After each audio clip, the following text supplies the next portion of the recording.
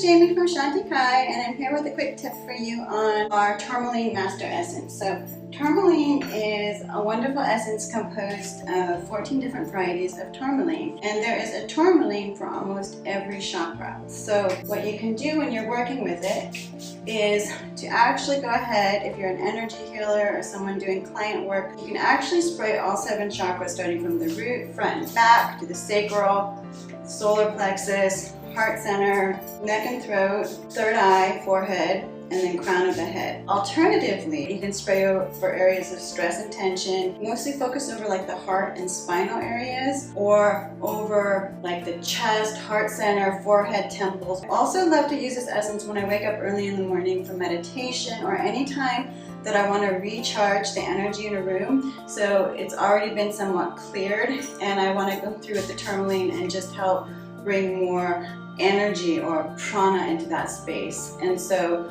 I'll use this just to change the vibration state from having it be like my sleeping area to a space where I want to actually like sit and meditate and work in the energy. So that is our Tourmaline Master. It doesn't compare or replace our chakra line by any means. Our chakras are really specific for clearing and balancing each chakra. But this is really, really good for if you just want to recharge and energize.